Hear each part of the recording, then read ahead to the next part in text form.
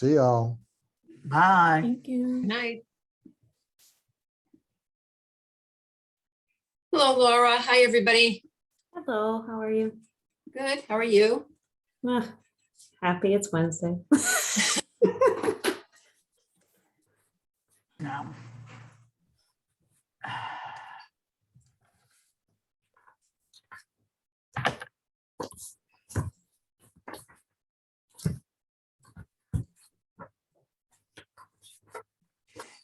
There we go.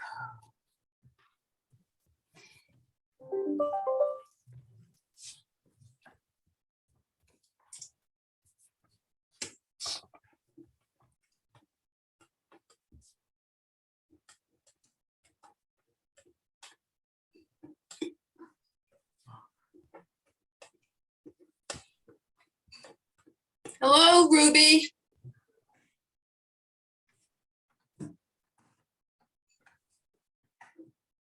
You need to unmute yourself. You guys can hear me now? Everything's Yes. good here? There we go. Okay. Yes, we Because I can. have tested this thing out for the past hour to make sure everything was okay, even though I've been Zooming for about 2.5 weeks, but every meeting is a little bit different, so. Yep, that's for sure. Okay. One, It two, being three, 6. 4. Okay. Yep. Just counting. And we have a quorum. It being 6:01 PM on Wednesday, February 16th, 2022, I call to order this meeting of the Brockton Conservation Commission. I would like to remind everyone that in compliance with an order issued by the governor related to the COVID-19 pandemic, this meeting is being held remotely via Zoom. And public participation is available. Attendees can raise their hand if they wish to speak when during the public hearing process. And at the time, the chair will recognize you. To indicate a desire to speak, please raise your hand by pressing the hand button or icon on your screen, or pressing, *9. I want to say *9. I was going to say *1 and that just didn't sound right. *1 on your phone if you're calling in. Okay, we have a quorum. We will take roll call. Stephanie Danielson here. Laura Beekler here. Joyce Forrest here. Ruby Clay here. Okay, the first item on the agenda is a request for certificate of compliance for 15 Leach Avenue. Would anyone present for that please I'm raise their moving hand? Scott And I think over. Scott raised, yeah, there we go.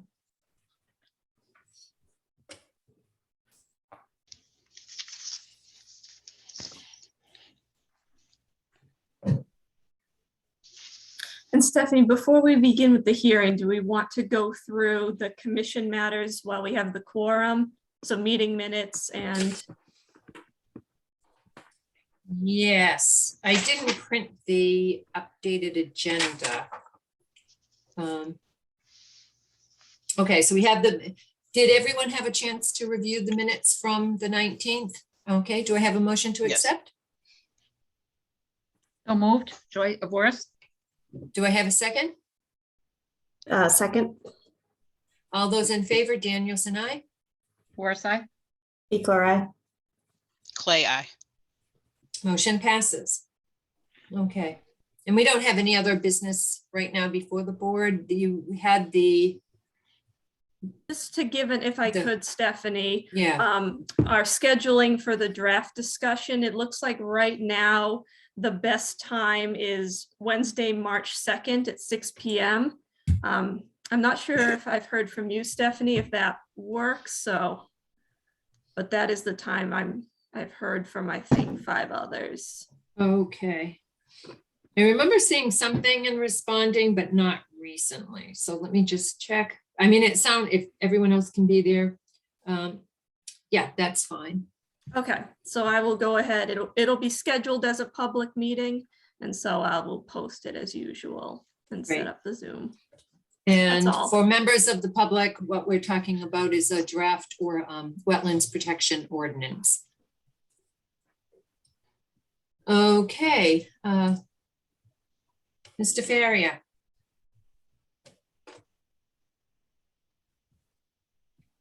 Can't hear him. Scott, No, we cannot hear you.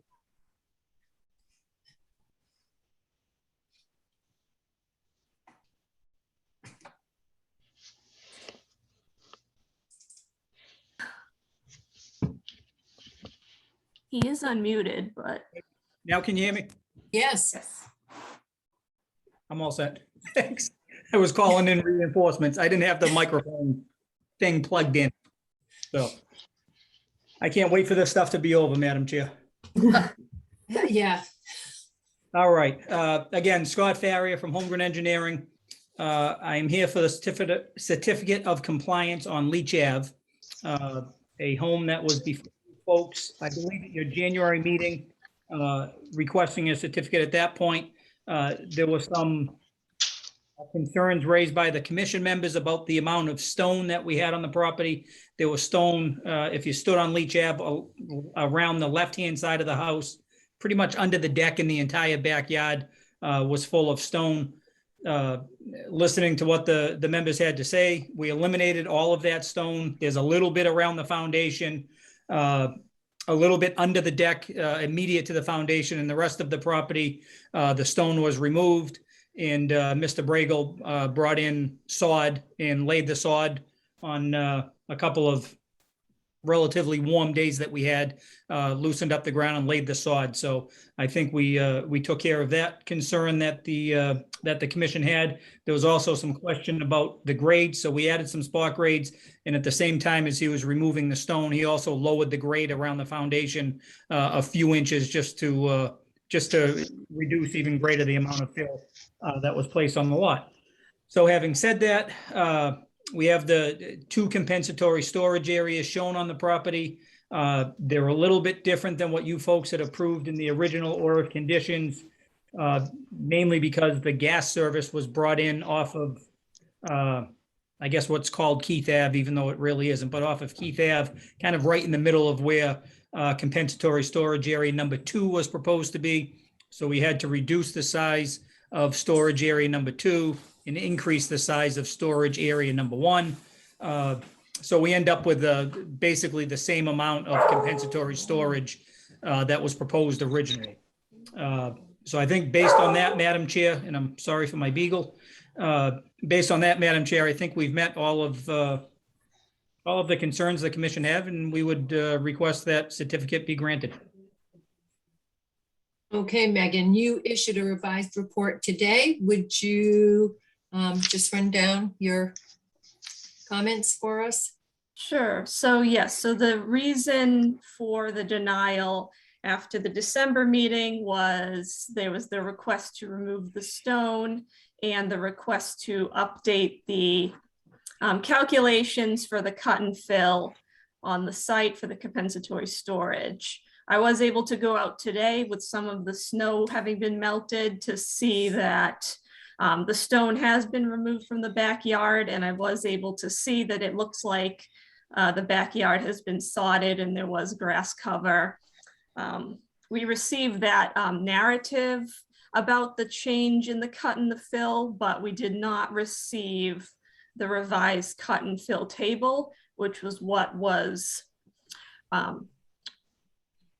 requested in the denial letter. So the calculations originally confirming that what was being cut, what was being provided in the compensatory storage is meeting or outweighing the fill that was being brought in. It sounds like some more fill might have been removed between the last meeting and now, but I don't believe there are any additional numbers besides the spot grades to confirm that. So technically, my request for the cut and fill calculations would stand That is what we approved. We approved it based on the understanding that the compensatory storage, I believe, was slightly exceeding what was being proposed to be filled, and we can't be sure that that's the case right now. Okay. Mr. Ferry, would you like to respond? I'm not sure that I have a response, Madam Chair. Again, the storage areas 1 and 2, are in compliance. I think what the agent is speaking to is the fill around the entire site. I mean, I guess we could go through the exercise of doing a giant calculation to quantify the amount of fill that was brought in. To be honest, I just don't know if it's really needed at this point, Madam Chair. I know it's a tricky situation. We're providing flood storage for an area that's no longer in the floodplain. We received a LOMA to take this area out of the flood zone from FEMA back a year and a half ago. So it isn't even in the floodplain anymore. We don't have a resource area that we're protecting. The only reason we had to file with you folks was because it was in that Brockton floodplain. We can certainly go through the exercise and provide that table. I just don't know. Besides confirming what I'm telling you, I'm not sure what it's going to do and what difference it makes. Again, to be honest, we're not really protecting anything here. Except, there were some neighborhood concerns, of course, and all that. But as I said, we don't have a resource area. We don't have a floodplain anymore that we're trying to deal with. To be honest, I didn't know we were looking for a table, an exact calculation to show that. I hate to, I don't have much of a choice, I guess, but I hate to keep putting this off. The builder has been sitting on the house literally for 3 months now, waiting to sell, waiting for the certificate of compliance. But the table was requested previously. Right, and I'll be honest with you, I misunderstood it, misread it. I didn't realize that you were looking for an actual table, for the fills around the entire lot. We put the calculation for the storage areas. I didn't realize that we were looking for it for the entire lot, to be honest. It's certainly something I can produce it and, really in a couple of hours time, we can certainly put that together. Okay, any other, I'll go to the commissioners. Any comments from? Well, you just kind of addressed the fact that you said it would take you a couple of hours to put together. Since it was previously recorded that we had requested it, I would suggest that if that's something that you could do, then I think that would be consistent with what we ask of others to make sure that everything we've requested would be completed for us to issue a certificate of compliance. That would be my perspective on it, for consistency across everyone that comes to the commission. Sure. I agree. Anyone else? I agree. I agree. Ruby? I agree. Okay. I would propose that if that's done and it's provided to Megan prior to the next meeting, that it provided to Megan and Megan reviews it and feels it addresses her questions, that then the board can vote at the next meeting, and unless you have other projects at that meeting, it would not require your attendance. Okay. All right, do I have a motion?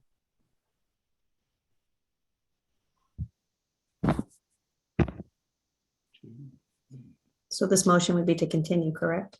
If I make a Yes. motion. Okay, so I'll try to do it. So the request, I make a motion to move forward to the next meeting, a review of what has been requested today, to then be able to consider finalizing the request for a certificate of compliance. Do I have a second? Second, Boris. Okay, the only thing I would add, Megan, or Pam, when is the next meeting? The 16th.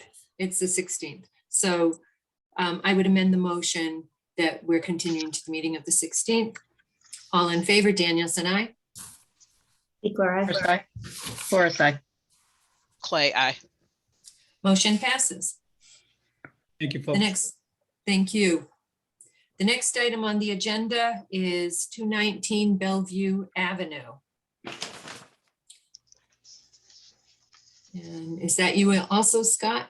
I am on for that one, Madam Chair. We submitted a extension request, a continuance request to Megan this afternoon. With the weather, we just haven't been able to get the botanist out to the site to look at the issues that were raised in your agent's report. So basically some BVW line issues that require some soil samples and things like that we just haven't been able to get to in the last month. Okay, do I have a motion to continue 219 Bellevue Avenue to the meeting of 3/16? I move 219 Bellevue Avenue be continued to the March 16th meeting. Do I have a second? Second. All in favor, Danielson, aye. Forrest, aye. Equal I. Clay, I. Motion passes. Okay, the next item on the agenda is 940 Belmont Avenue, VA Hospital. Yes, much the same, Madam Chair. Looking for a continuance on that. We have one, what I would think is a small outstanding issue with Beta. We have detention basins proposed, and recently they've been asking for a valve to be designed at the bottom of the basin to allow for the basin to be drained if need be. And that wasn't provided in the original design. The design engineer, who we're kind of the consultant on the job, not necessarily the design engineer in charge of the drainage, he's going round and round with it. And in typical government form, he needs a work order request to be approved by the president or somebody to do this amount of work that he hasn't been able to get to yet, Madam Chair. So we would ask for a continuance, and hopefully we have that in a week or two, so Megan can turn around and get it to Beta, and we can wrap it up at the next meeting, I hope. Okay, sounds like a real good use of our president's time. Do I have a motion to continue to March 16th? I move to continue 940 Belmont Avenue till March 16th. Do I have a second? Second. All in favor, Danielson, aye. Forrest, aye. Equal I. Clay, I. Motion passes. The next item on the agenda is 14 Athens Drive. And it looks like, Scott, you're up for that as well? Yes. We can talk about that one, Madam Chair. Scott Farrier, Holmgren Engineering, representing Jamie Holmgren at 14 Athens Drive. And Mr. Holmgren is proposing a swimming pool along with an apron, a concrete apron around it, a pool house, and some other landscaping features at the existing home at 14 Athens. The house at 14 Athens was built somewhere around the year 2000, a little bit after that, I think 2002. The subdivision itself was approved in late 99. There was a BVW shown on the subdivision plans, but as your agent mentions in the report, it doesn't look like there was ever any kind of a notice of intent filing at all, either for the subdivision or for this home in particular, number 14.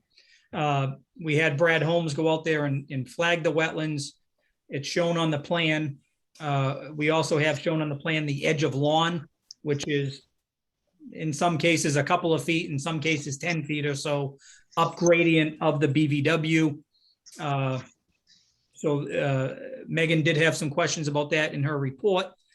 I think everything else we can pretty much address. The method of filtering the pool, it's a new style of filter. It does not require any backwashing. So typically with conservation commissions, with any kind of a swimming pool, the main issue is what do you do with backwashing the water and making sure that the chlorinated water does not get into the wetlands or isn't dumped into the wetlands. In this case, and I could certainly provide the specs, and I will provide the specs just so you have it, but it's a kind of a new technology with it's low chemicals and backwash is not needed. So we don't have that issue to deal with. What we have proposed is a fence to be placed roughly at the 25-foot buffer zone, Madam Chair. Right now, as I said, the lawn does stretch out essentially to the limit of BVW. We would be proposing the limit of work in the fence, just a little bit upgrading of the 25-foot buffer zone, and we would hope to have that area that's now a maintained lawn behind that fence to just allow it to revegetate itself and provide a little bit of buffer zone enhancement naturally that way, Madam Chair. Okay, Megan, do you want to review your comments? To reiterate, yeah, so I did note out there that it looks like the current wetland delineation follows the existing limit of clearing and limit of fill quite closely. So it seems that when the original yard was put in, it looks like it was cleared probably up to the BVW, I would say at minimum. It's hard to be sure that there wasn't any crossover, but I think it would be safe to say that it's currently disturbed up to the BVW at a minimum. So I do think had this gone through an NOI, the limit of work would not have been that far back. I would have thought it would have been well outside the 25-foot.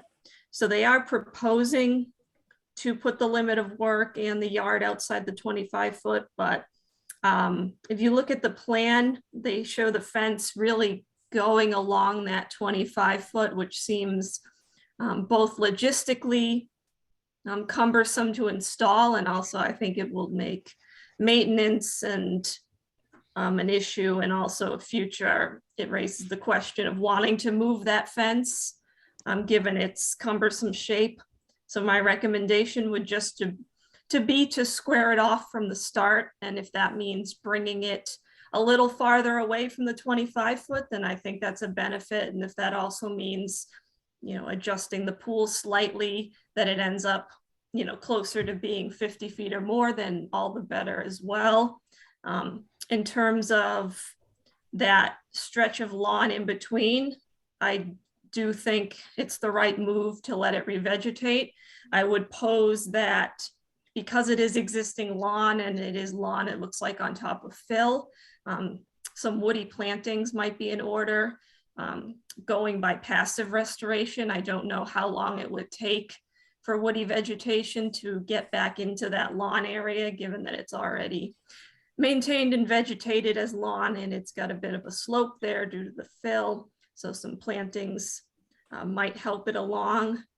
My question about the type of pool did have to do with, you know, would there be backwashing? Would there be discharge? So it would be helpful if we had those details to confirm that that's not an issue.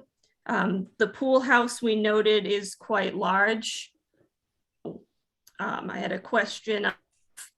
Details on that house. What is the foundation? Is it sonotubes? Is it a more substantial foundation? I'm assuming it's going to have utilities given its size. Utilities should be shown in terms of their connections, I'm assuming they're going underground, whatever they are. And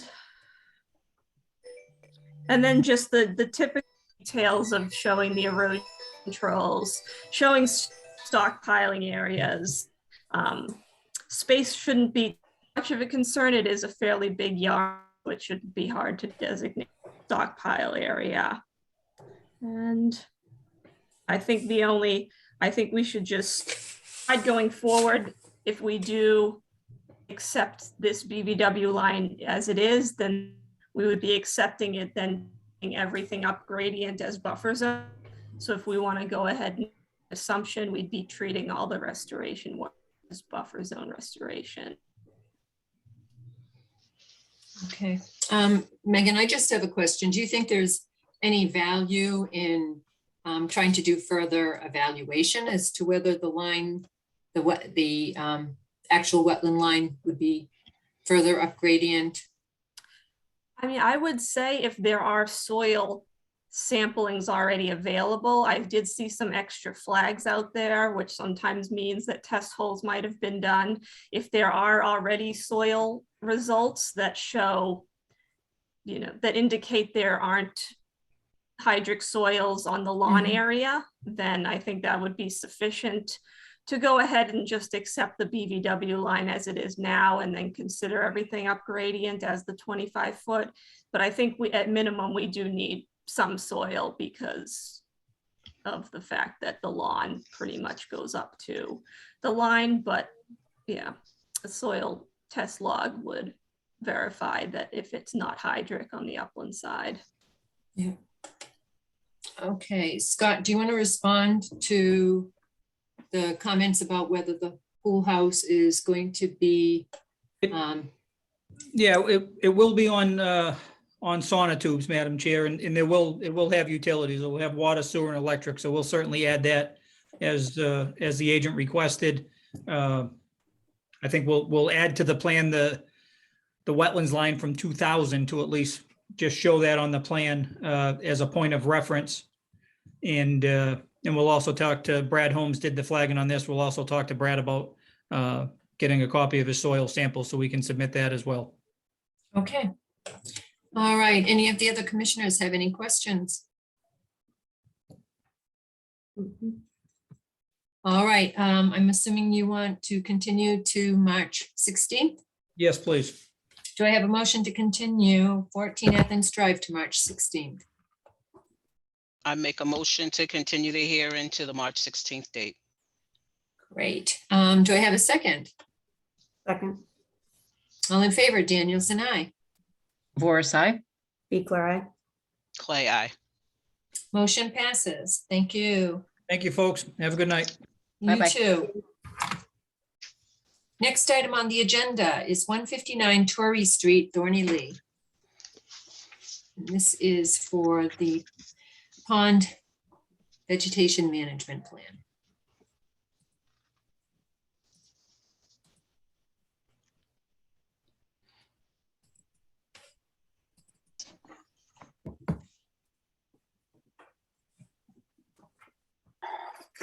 Good evening, Commission. Can you hear me?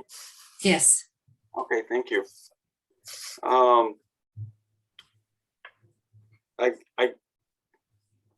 guess I'd like to hear from the Commission their thoughts on what Megan had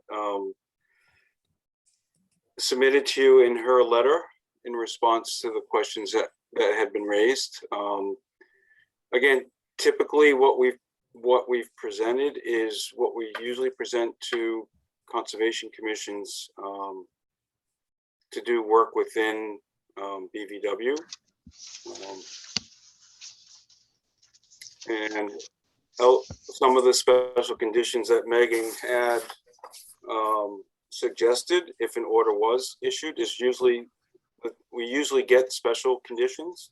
And one of them is usually a pre-management meeting where the erosion control is set up for approval. And again, I totally understand that this is new to the commission, and that you're used to getting engineering plans. So if it's engineering plans that we need, then I'll work with the customer and we'll move forward by that route. Okay.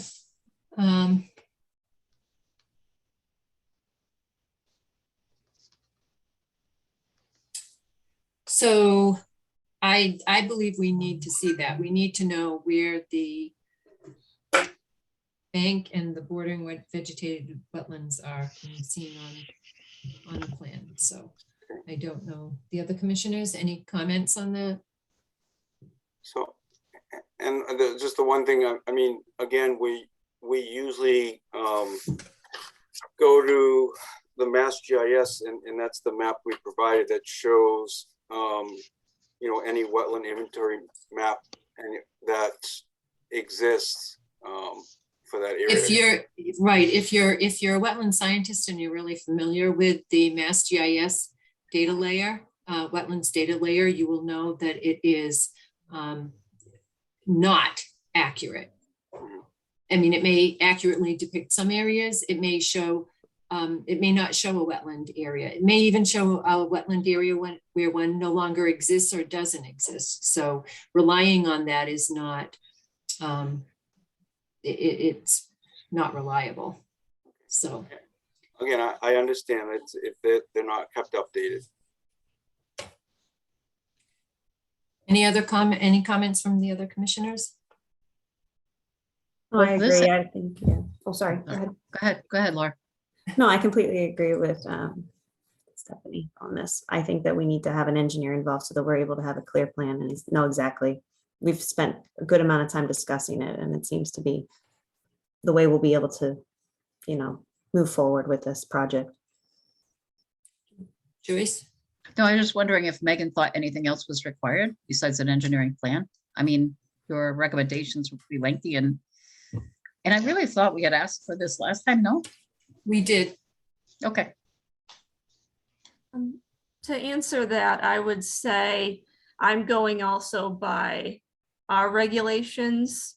And so generally, I can't speak for other towns and other municipalities of what they accept or don't require, but we do in our regulations require a surveyed plan.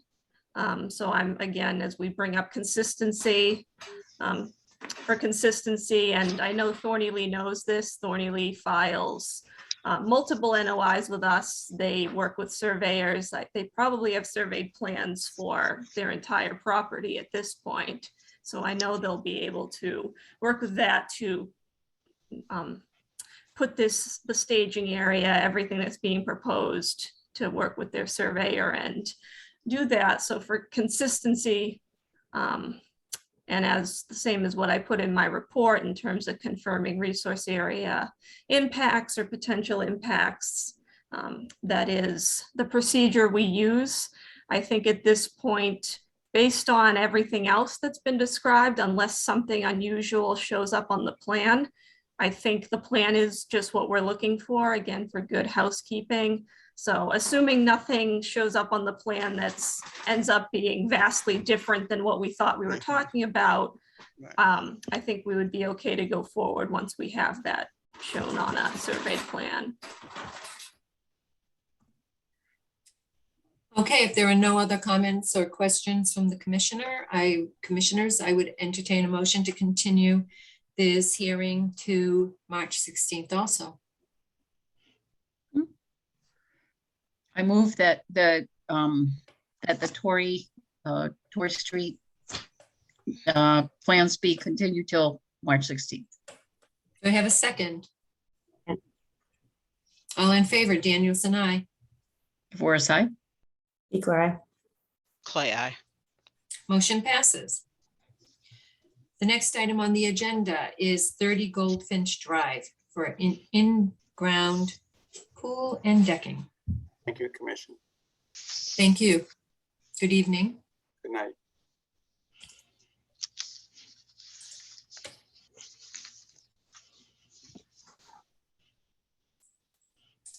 Do we have anyone for 30 Goldfinch? There we go. Good evening, members of the commission. Brad Holmes with ECR here for this notice of intent at 30 Goldfinch Drive. On behalf of Alexander and Jennifer Wilshire, we're proposing a in-ground pool within the buffer zone to the south of an existing single-family residence. There's a bordering vegetated wetland in the southern portion of the site. Within the interior of the wetland, there's a vernal pool. There's been a previous filing in the past to develop the house with a retaining wall and yard and appurtenances. What we're looking to do is to construct a single family home with pool decking and pool appurtenances within the buffer zone. We have designed this so that we're pushing the project away from the 25-foot buffer zone for approximately, I think it's like 42 or so feet. Bring up the plan if you'd like, to the edge of grading, and then from the grading the decking and pool will start. I did get a chance to have some back and forth by email with Megan. Thank you, Megan, for the report. Very helpful in getting ready for the meeting. And I think we were able to answer the majority of the items in the report. One of the items that we don't have details on at this time. Brad, I'm going to interrupt just for 1 minute. Sure. Could you please pull up the plan so that the commissioners can Sure. see it? Thank you. Can see that okay? Yep. Great. Yep. We try to zoom in a little. Here's the residence here, the single family dwelling, the bordering vegetated wetland, the 25-foot buffer zone here, the 50-foot buffer and the 100-foot buffer. So the majority of the properties within the buffer zone and jurisdictional areas. The pool and patio is, as you can see in that kind of red shaded area, there's 42 feet from the edge of the work, especially with the grading, to the edge of the BVW. There's a large stone retaining wall that's there now that the pool is partially over. What we're looking to do is reuse that retaining wall into the design to circle the new pool area. As I said, we tried to push this so that it wasn't up against the 25-foot buffer zone and closer to the house, so we have a separation. And as I was saying, we did get a chance to go through the report and address as many of the concerns as we can. One of the items we don't have details on at this time is the type of pool, as far as what the filtering system would be, or the backwash, as similar to the project you were just speaking about at 14 Athens Drive. We could provide that to the commission as a special condition. They haven't been able to get a detail from a pool company yet, because the pool company wasn't going to engage with them until they had approvals from, local boards. One of the other items was the retaining wall, and I think that it makes more sense to use the stone retaining wall that's on site and blend it into the project instead of coming back with some sort of a more formal concrete block wall. So I think we've been able to kind of work a number of the items through. So I'll open up to any questions you may have. Well, the chair will open it up to questions when I'm ready. I didn't mean to open, I mean back to you. So, Thank you for the question. Brad, could you just walk through and respond to each of Megan's comments in her letter, so we know which ones have been addressed and how they've been addressed, and whether some of the comments imply that there would need to be a revised plan. So if you could respond, that would be really helpful. Sure. I did put together an email that I printed out, and I had items 1 through 9. I think that pretty much correlates to Megan's letter. And Megan, if I'm missing something, please let me know. The first item was pertaining to the past order of conditions and the retaining wall. I guess the retaining wall was constructed not as proposed in the notice, but signed off on as the certificate of compliance. And that I don't have Megan's report in hand, but I have my email in hand. I think there was questions about the 25 to the 50-foot reference and for the project, and what Megan had kind of maybe blending this was that it was we were within the 50-foot buffer, so that wouldn't be considered a minor project. And I get that. If it was something where we were proposing a pool, maybe more than 50 feet away within a lawn area, that may be considered an exempt minor activity. And therefore you wouldn't need the filing of a notice of intent, but we don't see that would work and is applicable for this. That's therefore the filing of this notice of intent is needed. Item 2 is dewatering. We don't anticipate that we're going to run into groundwater due to the slope of this site, but if necessary, we're going to propose a dewatering bag up into the lawn area, and I provided an image back to Megan. It would be in the lawn area to the east of the house. Right, so in that, on that point, Megan's report states that the dewatering details should be shown on the plan. We can do that. That's not a problem. Yeah, that there should be a stockpile area shown on the plan as well, which is not shown. And we can do that. Okay, Not a problem. I did get an image back of where we would put it within that same vicinity. okay, Then the item 3 was the 50-foot buffer zone reference with a minor project and an agreement with Megan on that. 4 was removing of the Japanese knotweed that's within and below the area where the proposed pool is, and we're in full support of that. There obviously will be an excavator necessary to do this project, so it makes sense to get the excavator to reach down and dig out the root mat the best we can for that Japanese knotweed and dispose of it. So that that would be included as part of the project as well. Regarding number 5 I had was pertaining to erosion control, an 18-inch diameter silt sock that would be agreeable with us. Soil stockpile location, as you mentioned before, we'll put on the plan. More information pertaining to the proposed wall and decking. As I mentioned, we'll use the existing stones and rework those into the area where the grading is. And more information regarding the pool details as far as the backwashing system. Again, we don't have a. I can coordinate with Faria and maybe get some of his details and provide it, but we don't have an agreement with a pool company on the specifics yet. So I would see if we could leave that as a special condition that they would have to get that detail once they're engaged with a pool company. I don't have knowledge to be able to give you more detail on pool. So would that be something we could condition as a special condition? You think? Megan, I have some thoughts on that. Do you want to weigh in? Yes, so Brad did send me 2 follow-up emails. I added them as PDFs into the folder, so they would be those 2 emails that were saved. There is the one showing with arrows, sort of approximately the proposed stockpile and dewatering plans. So it seems like it is possible to configure on the site. I think reading comments from today, I think my remaining that I'm still trying to figure out. So we've got the proposed pool and decking detail from above. And I think I understand better how it's going to work.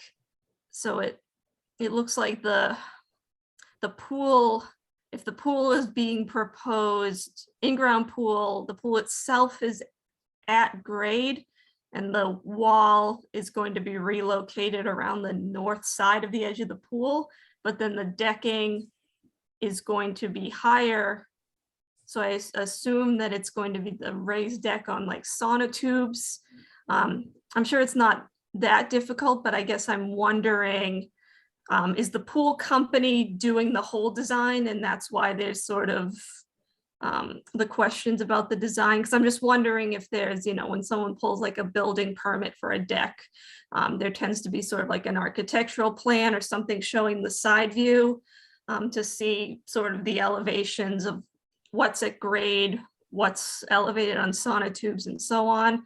So I'm not sure if that's available or if that's something that the pool company was going to do and they won't do, but I think it would have been helpful if it was available, if we had a side shot to better understand how the pool and the retaining wall and the deck and whatever posts the deck on, how that's all meeting. And then that I think would help explain why that additional grading is then needed up to the limit of work. Because I assume the deck is raised anyway, but I assume the grading is needed because of however the deck's going to be. whatever foundation the deck's going to have. But yeah, if there were architectural plans, I think that would have just been helpful for me to understand. I don't know if it's maybe clearer to someone on the commission.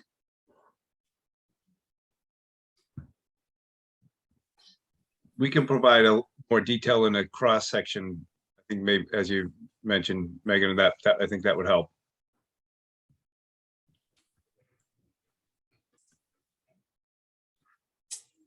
Okay, so the question you raised about the, oh, Joyce has a question. I just had a quick question. Does this map show where the pool building will be? There isn't a proposed pool building. Oh, it's there's just no, a pool. oh, okay. Okay, just the pool. Okay, thank you. Yeah. So again, Brad, going to the question of type of pool, maintenance of the pool, all that.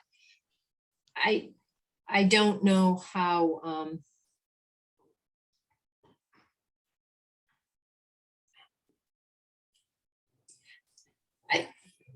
so I guess my question is, the applicant doesn't know what kind of pool they want to install? I don't At think this it's point? gotten to that level yet. I think this was the kind of the first step. They had talked to pool companies and pool companies weren't going to engage with them in any design until they had a permit in hand. Really? So that's what I was told.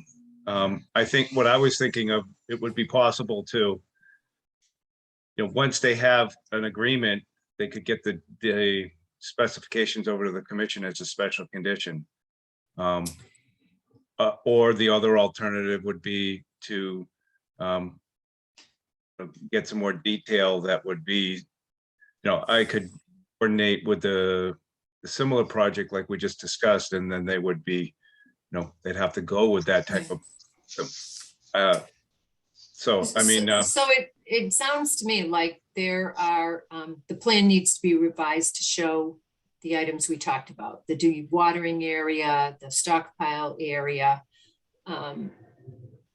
I would prefer to know what kind of pool it's going to be and what kind of maintenance it would need. And I just find it interesting that the pool company wouldn't engage with them before permitting, because that's not my experience. Frequently, the pool companies come in to the meetings. I'm a pond guy. I'm not a pool Yeah, guy. yeah. You're a pond guy, not a pool guy. But I can, we're gonna be continuing, as I said, and I'll work to try to get the better detail and get some more of the other detail that we just spoke about. Okay, thank you. Any other questions, commissioners?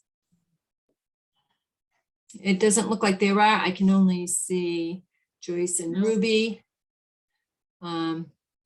So can I have a motion to continue to March 16th? Before we close the meeting, just so that I have a clear set of items that I'm going to work on. It's the retaining wall, the surrounding area around the pool with a more detail and a cross section, and the specifics on the pool and maintenance items. Am I missing anything?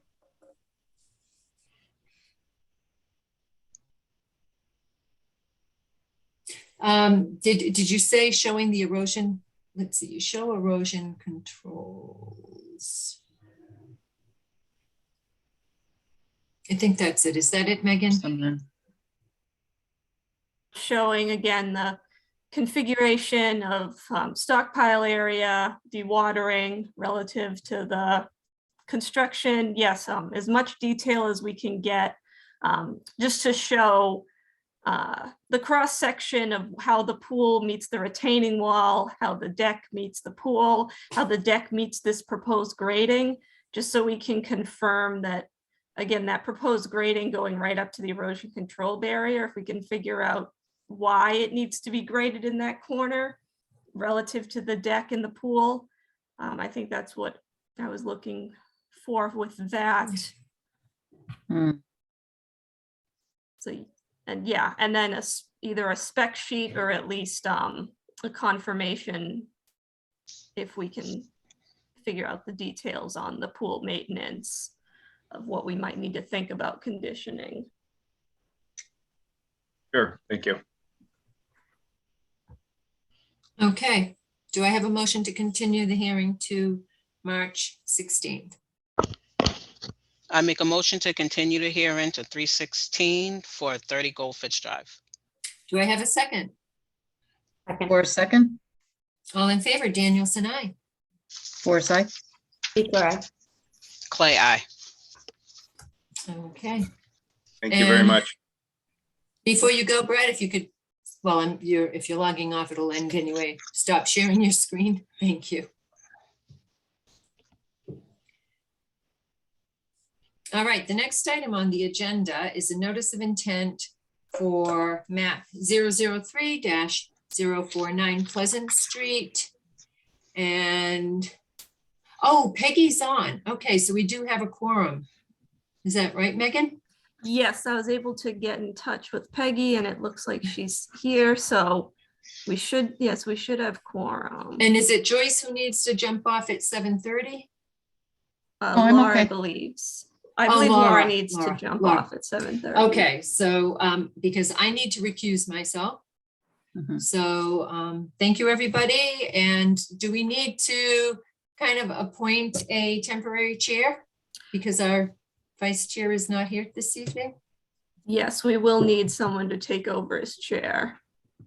Okay, I make a motion that we appoint Joyce as temporary chair for this evening. Hmm. I'll try. I second. All in favor, Danielson, aye. Secret, Clay, aye. aye. Ernest, aye. All right, motion passes. Have a good evening, everybody. Thank you.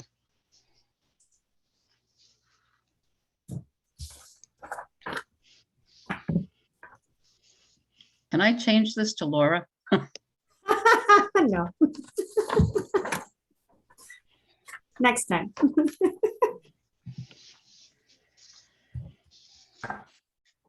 So the next item on the agenda is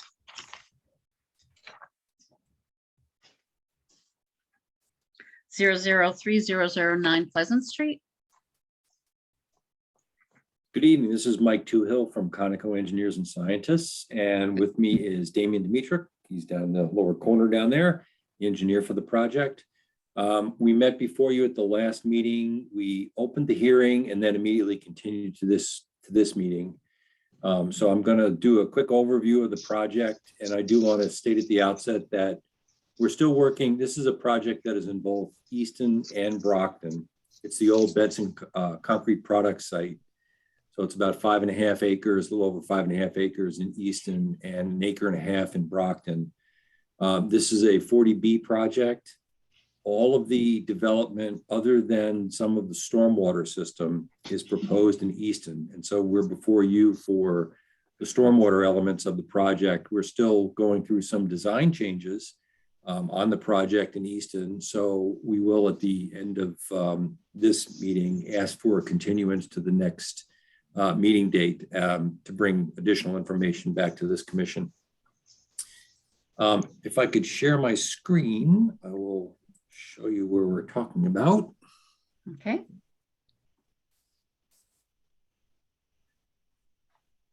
So these are the two parcels. This is the primary Benson Concrete Products parcel in Easton that's off Union Street. Here's the town city line right here. And this is the parcel that is in Brockton. There's a large overhead transmission line that runs through the site right here. These are the wetland systems in Brockton. There's a stream and wetland system, intermittent stream and wetland system over here. There's additionally another wetland system that is drainage that's coming off the street and running down the power line easement. And parts of this may be isolated, but we show it as one continuous. We had gone through an ANRAD with both commissions, and we showed this as a BVW within the ANRAD. So we're going to stick with that right now. So this is the existing condition of the site. This is the 50-foot buffer zone line right here off of the wetland systems. And Mike, do you have the plans there as far as what potentially will be there? I do, and that's what I'm going to pull up Okay. next. Thank you.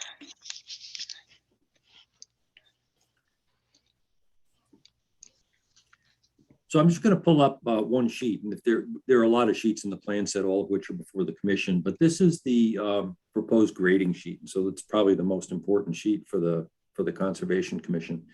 Mike, could you bring it in? Could you bring it in Yeah. just a little bit closer, please? I can certainly try to do that. Thank you.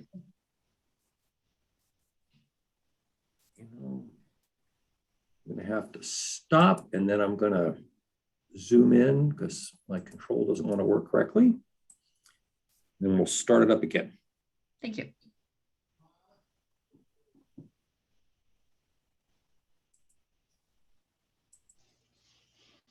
How's that? Much better, thanks. Okay, so again, here's the town line right here, just to give you orientation. The street's way over here on the side. These are the wetland systems in Brockton. There's this wetland system here. We have the buffer zone runs through this area as well. It's kind of screen. It's a little hard to see. It's right in here. This is the 50-foot buffer. Here's the power line easement that runs between it. Right now, the proposal is to have an infiltration basin on this portion of the site. And there are several different stormwater treatment systems on the site, but this is the one that's in Brockton. So this is right now, this is the only element that's in Brockton. That is going to be changing to an underground infiltration system because we've had recent conversations with the Department of Environmental Protection, and their interpretation is changing as to how far the setback has to be from the infiltration to the wetland. The previous interpretation was that you had to be 50 feet from the infiltration, the effective part of the basin. But now the interpretation from staff is that the outer edge of the berm, so there's no infiltration occurring here. The water's running off that way because here's the crest of the berm. But the outer edge of the berm has to be more than 50 feet back. And we can't do that. We run out of space here. So instead, we're going to have an underground infiltration system here. And so that's a change that we're still working on, and working with the department also on, there's a soil absorption system here for the wastewater. We're working with the department on that, and we have some other design changes that are occurring on the project. So we will propose to have work here. It's just, it's going to be underground work instead of a basin, instead of an overhead, above ground basin. So really that's kind of the summary on what I'd like to bring to you tonight, and turn it back to you, Madam Chair, if you have specific questions on the project. Megan, may we have your opinion on the project? So some of these will have to be updated once we see the revision to the stormwater system. So a couple of my comments were related to the setback from the stream, from the vicinity they were coming close to or within the 25-foot buffer zone in some places. And so I also piggybacked off of one of Easton's comments about possibly looking at doing some buffer zone restoration, some 25-foot restoration along Easton's portion of that northern BVW. And so my recommendation was that in coordination with what Easton is asking for, that buffer zone restoration could extend into the Brockton parcel. Again, what that would look like will depend on what the stormwater system looks like following their revisions. Originally, I had it envisioned of, it would obviously be following that corner of the top of the infiltration basin and then heading towards the wetland before you get into the overhead power line easement. That may or may not be feasible or, realistic or the best management practice, depending on what the underground system looks like. But I think we should still keep it in mind because this is a historically altered and degraded site. Any opportunity to restore some of that 25-foot buffer zone, we should take advantage of it anywhere we can make use of remaining pervious surface. I think would be a benefit to have some reintroduced native plantings. My other comments are related to the proximity to the Brockton Audubon Preserve Conservation Area. So most of this work is proposed in Easton, but the Brockton portion and the Easton portion do abut. What was the Brockton Audubon Preserve was city-owned land is now more of a conservation restriction in that it is owned and managed by Wildlands Trust. And this is sort of, my comments were related to the fence and retaining wall. Some more details on that, because if we're proposing a parking lot butting up right against conservation land, we'd like to see some attention paid to make sure that the conservation land is respected and that it doesn't become an invitation, open land that's not seen as an invitation to dump snow storage there and so on. So more details on that retaining wall and the fence to Is that make this sure area that. back here, Megan? I'm sorry to interrupt. Is that this Right. area you're speaking of? Yes, Okay. so again, some of it continues around onto the eastern side, but the Audubon Yes. parcels do cross the municipal line, so their Audubon land is in Brockton and in Easton, so I think it's of relevance to both right here, cities. yeah. Yeah, especially Mhm. because the Audubon Preserve is considered a Brockton conservation area, even though some of the parcels are in Easton. I think a lot of people think of it as being Brockton's area, which is why I think the Conservation Commission should be particularly concerned about it. And I don't know if anyone is on tonight. We can see when we ask for public comment, but I did receive an email shortly before the meeting from Wildlands Trust with some written comments. I've shared those. I forward those onto the commission. I can forward it on to the applicant and representatives as well.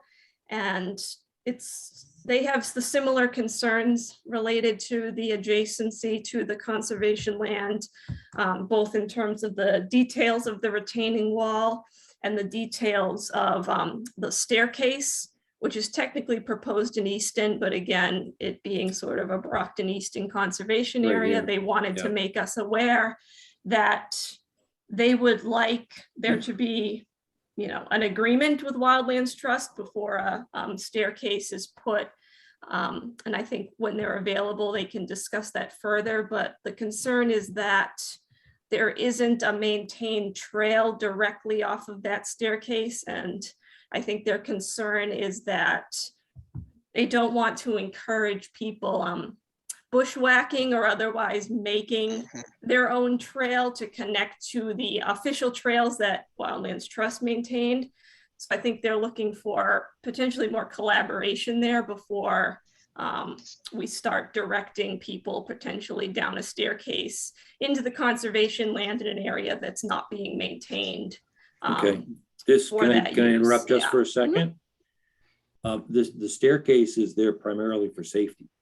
Okay. Because we've got retaining walls all along here, and if someone, were to get over the wall and you had to get public safety officials down there, we wanted to provide a means of access and egress for safety. It's not for direct access, although it obviously could be used that way. It's not for that's not the intent, is for direct access to this land down here. It's for safety. Okay, so I think then that would go along with my original comment of providing some more of those details on the fence, on the retaining wall, again, to clarify both its purpose and its details in Yeah. terms of, who will have access and so on. And then I think my last comment was related to, again, if we're proposing stormwater management on the Brockton parcel, this is something that has been a concern in Brockton previously, which is why I bring it up, is the concern of when you have a development proposed on multiple parcels and one parcel ends up being used only for either utilities or particularly stormwater management. Sometimes it can get lost in the shuffle in terms of who is ultimately responsible for it, who takes care of it, who owns the parcel.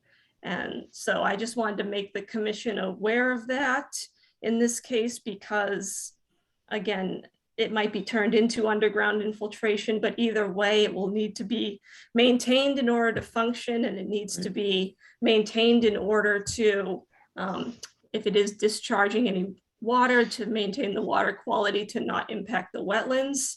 So I just wanted to make the commission aware that right now, the stormwater in Brockton is being proposed on a separate parcel.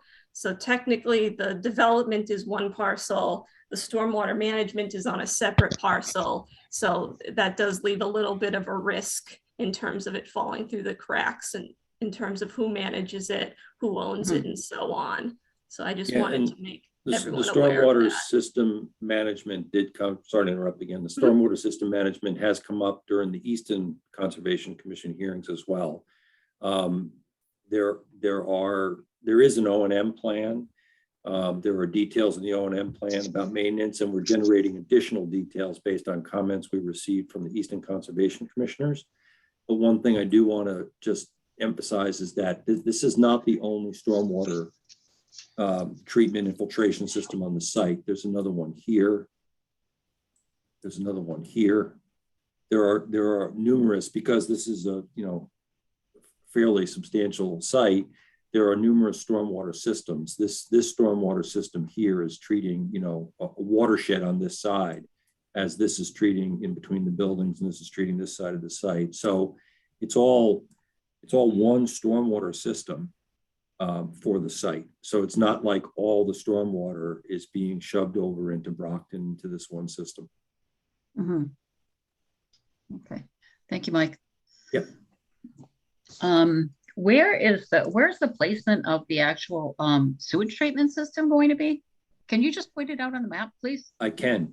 It's actually, this is the soil absorption system location up here. It's going to be And that's soil why- absorption? There's a wastewater treatment.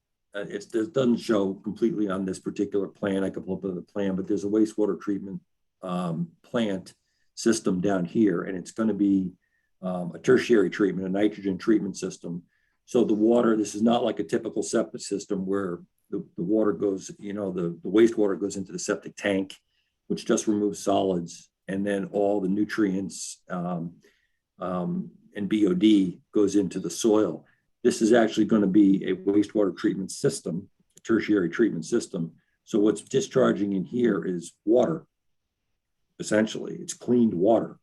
And so that soil absorption system is going to be here. And we're still in the process of completing the groundwater discharge permitting with the DEP and the mounding analysis for this system. But the current plan is to put the system here, and that's why there's, and this is also discussion in Easton as to whether or not a wall goes in here as opposed to grading, because that grading obviously gets close to the edge of this wetland. That's the drainage that goes up the street. So this is all being reconfigured right now.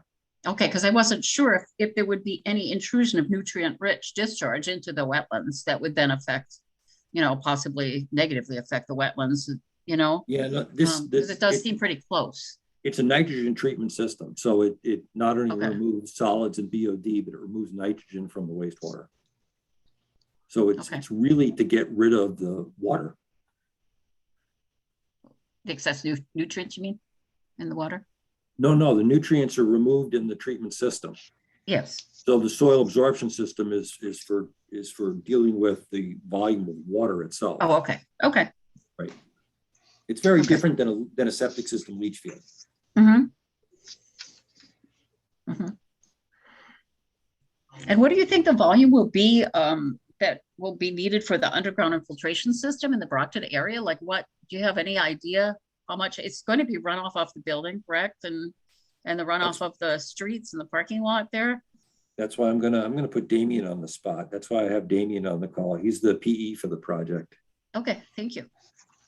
Yeah, so the underground system, it will most likely be about the same size as the basin there. It might be, it'll have some tighter lines to it. It won't be as rounded and clear there, but it'll probably be, or it will be sized to hold, roughly that same volume. We were required to hold that volume with that current basin. We're designing these things as tight as possible, trying to, cause as least impact in that area as we can.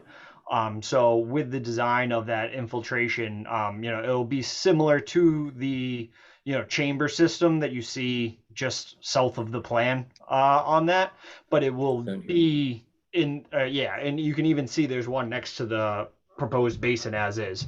So it would be similar to that. The size of it is still in flux at this time. Okay. Okay. Are there any abutters, or is anyone there from the public that has any questions at all for either Mr. Toohill or for Damien or for Megan? See anyone else at this time? We did have someone who was on, but they've been gone for a few minutes, so I don't see anyone else in the lobby. Okay, do you know if new abutter invitations were sent or not? Because I know Wildlands as well, I think there was another abutter that there was a different address, or no, someone moved in the area that hadn't been there before and they were directly abutting that property. Do you know if there was another invitation that was sent? I know we didn't require re-notification because legally they notified by mail as they were required. I did send out separate invitations to Wildlands Trust just to ensure, they already knew ahead of the last meeting, but just to make sure I sent them a separate. I can't confirm whether the new owner of the other house, I haven't heard anything. But in terms of, who received, someone at that house would have received the notification. Mhm. I don't think we can confirm who actually took it in hand, but Okay. someone at that house would have had to have received the mailing originally. Okay, thank you. Does anyone have any questions for Damien, for Mr. Toohill, for Megan? I have a question. I was just curious. I'm new to the commission. So my question is, why was septic used as opposed to town sewer and water? Well, sound water is being used. This is on a public water system. And it's actually not septic, it's a wastewater treatment and discharge in groundwater discharge system. That's being used because the property owner is still negotiating, working out details with City of Brockton to hook up to sewer in this area. And right now, this is a much more economically feasible means of dealing with wastewater in this area. Thank you.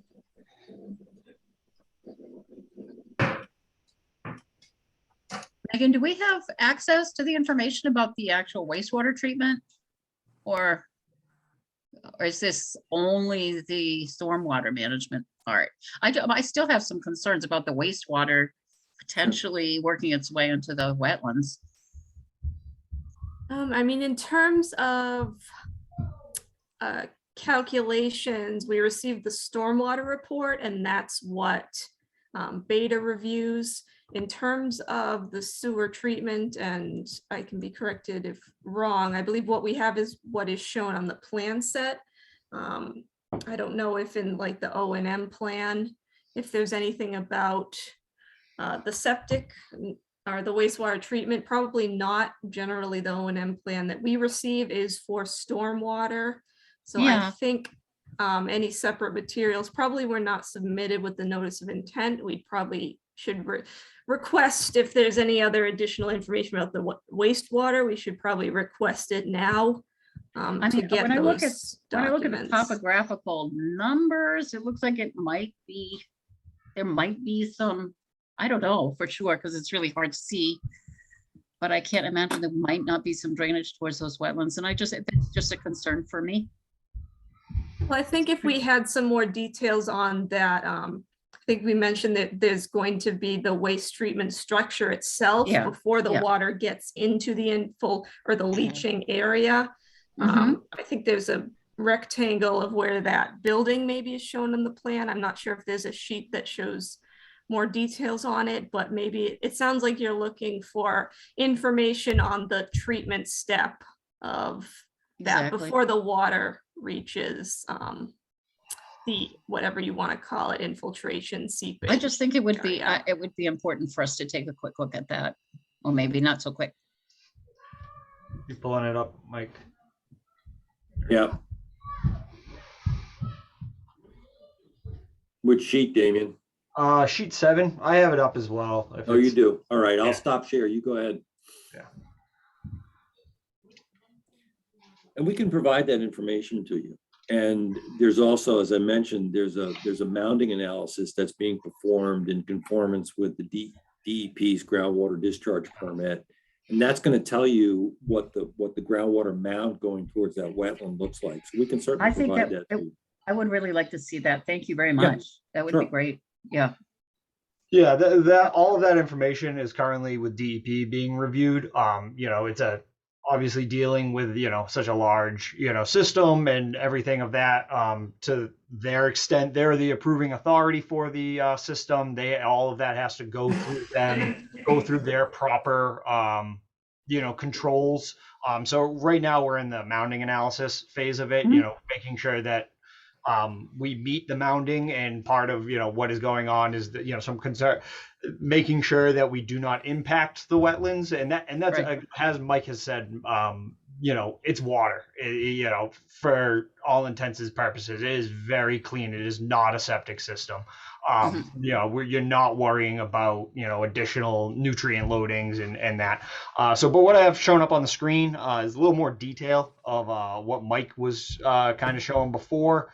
Water will make its way. I think, can you see my mouse? Yes.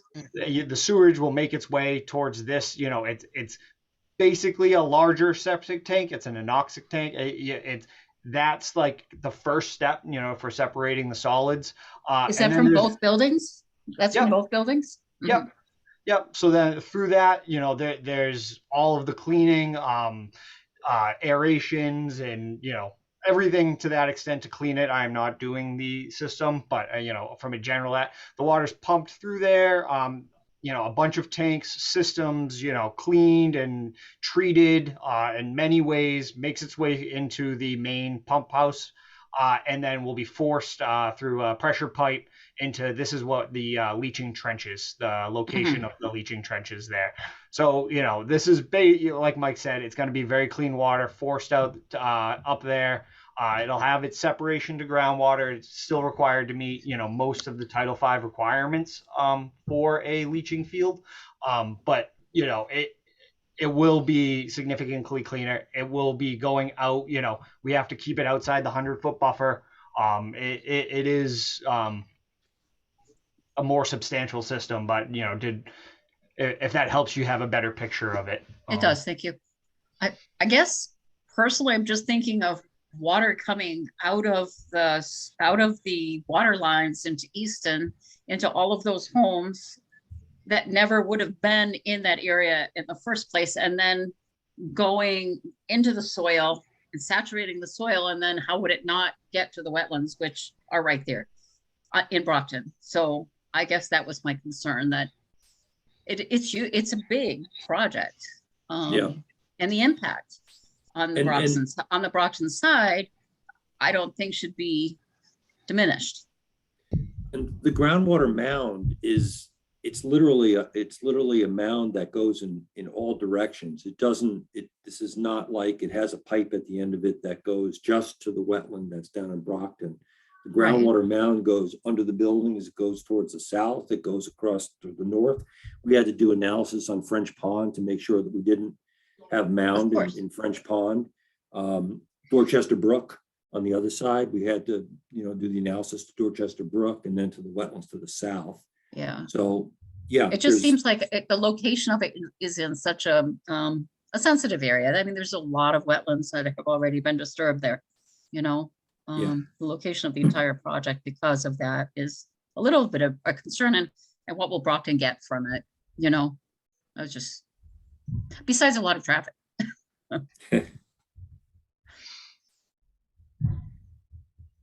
But I appreciate your help. Thank you. And that would be great to have the, that other report that you mentioned. Sure. Thank you. Megan, do you have anything else that you'd like to add, or does anyone? I have Any a quick questions? question. How many units will be in this area approximately? So it's going to be 2 3-story buildings with a total of 108 units and apartment units. So there are going to be 51 bedroom apartment units, 46 2-bedroom units, and 12 3-bedroom units. So approximately how many people could be living at maximum capacity? Well, in the 1 bedrooms, you figure if there's 2 people per unit, 2.3 people per unit, it could be like 250 people. I believe I read 140 parking spaces. Is that There's correct? 144, yeah. 144 parking spaces. So And so if Yeah. you back in, I'll get my calculator out. So when you factor in your sewage system, in your sewage treatment, do you have to factor it at a maximum capacity of the number of people or the number of units? The number of bedrooms, it's 110 gallons per day per bedroom.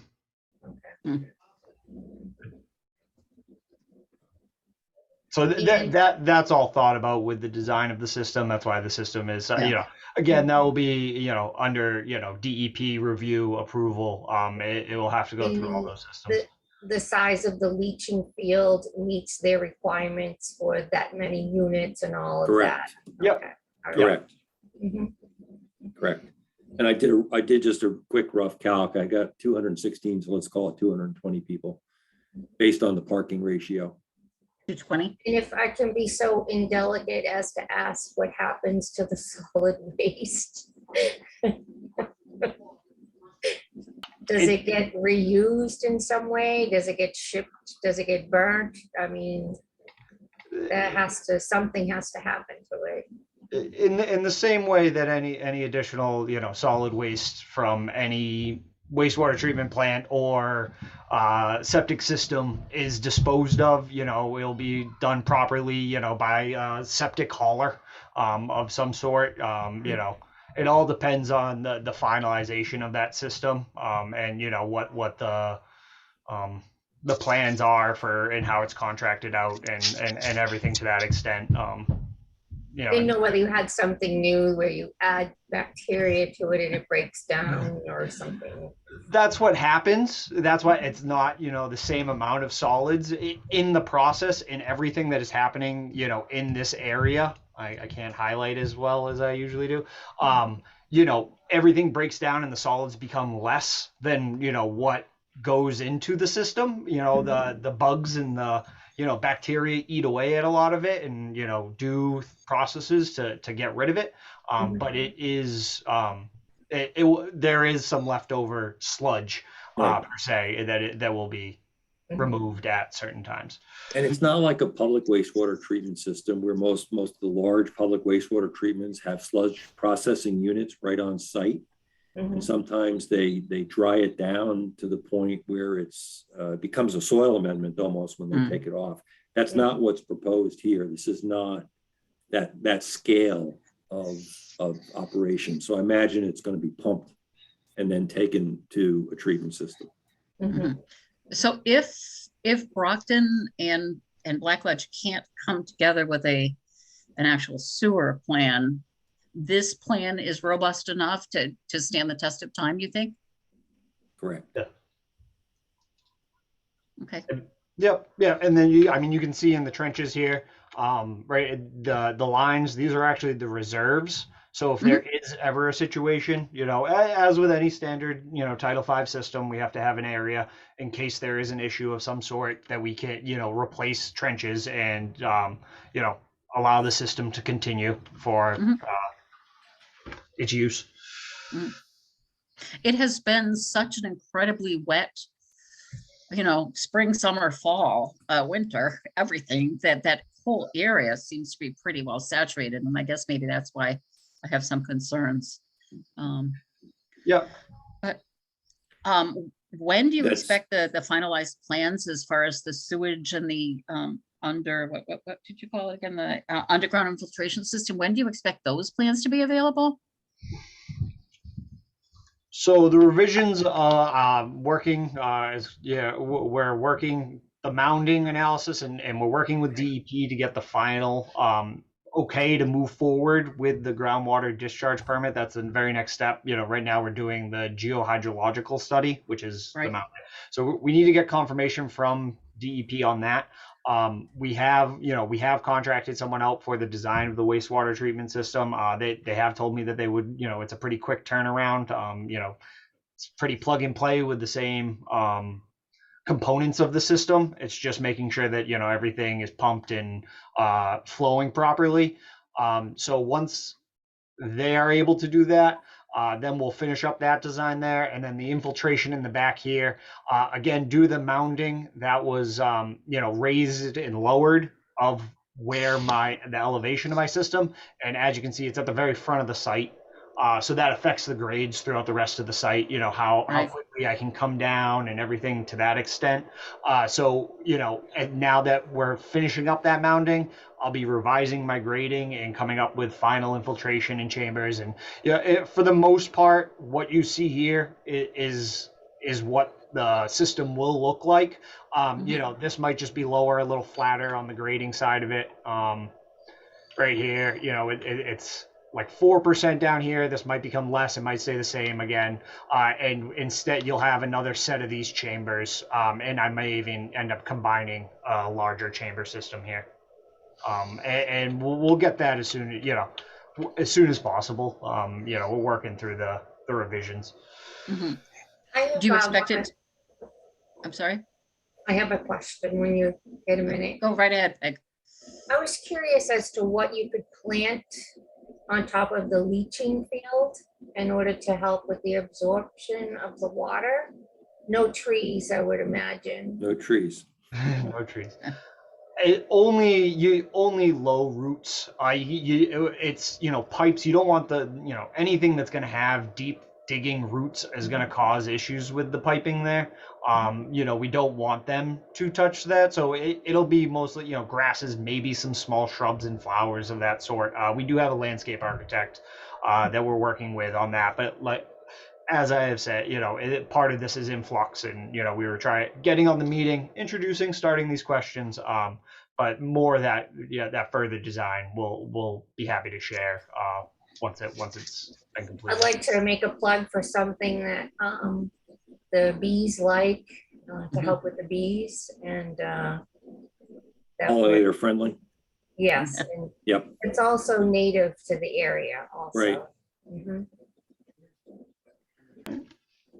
Thank you. It's a lot to think about. That Does also anyone came have any up in questions? Easton, so you're on the same page. Does anyone have any questions, or Megan, should we just continue on to the next meeting, or do you think you'll have enough information for the next meeting? Mr. Toohill and Mr. Dimitrik? Discuss when they would like to continue to, because I think we need to see, you know, the comments we've received so far, see these changes before we can go forward. So again, we meet the third Wednesday of every month. So I think we should discuss the continuance date in terms of when they'd like to continue to. So the next meeting would be The the, 16th? March 16th would be the next Mhm. meeting. and you would need information when? Our regulations say 10 days before the meeting for revisions. Business or total? So 2 weeks? Yeah, 2 weeks to Okay. be safe. Yeah, Okay. 10 business days. That might be tough. I think having something by the 2nd or so is when we would need to have information to you. The 2nd of March? Yes, if we were going to be on the 16th, correct? Yes, probably. That sounds right. Megan, is that bending the regulations too much, or is that okay? That would be what? No, that would be 14 days though, right? Yeah, Yes, yes, that's in 10 order business days.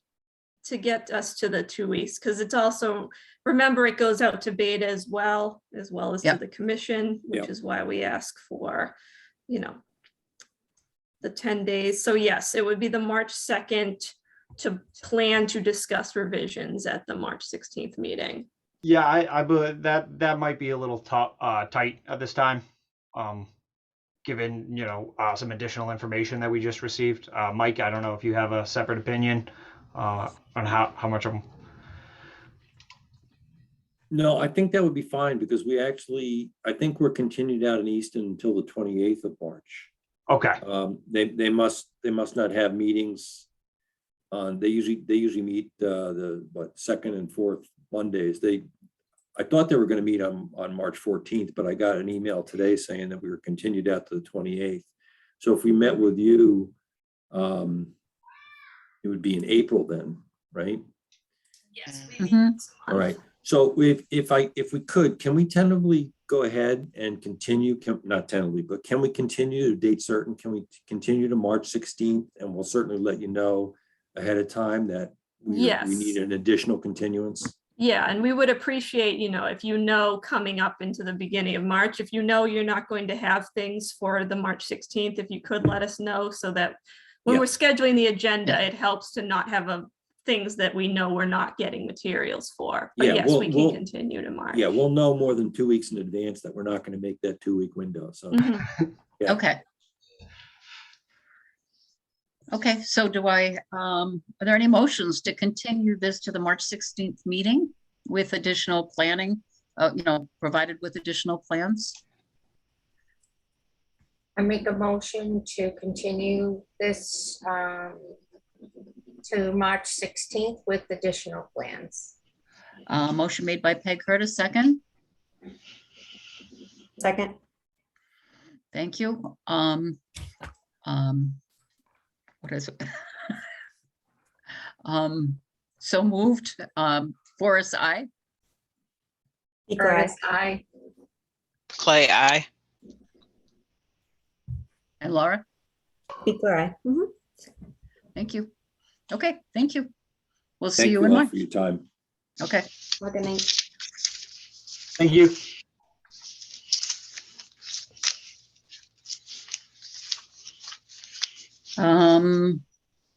I believe that's it for the evening. Yep, that's it for the agenda. Okay. And do we have a specific date for it was in March, right? Did you say for the meeting about the regulations? Yes, we're The going to ordinance? go with the March 2nd date. It looks like, Okay. hearing from Stephanie now, it looks like everyone I've heard from can make it. So I will set that up as a meeting and send out Okay, an Great. agenda. It'll be a brief agenda, obviously, but I will send it out as usual. okay. Sounds great. With that, I guess the meeting is adjourned. What time on March 2nd? 6 p.m. I think we had. Yep. Okay, as far as the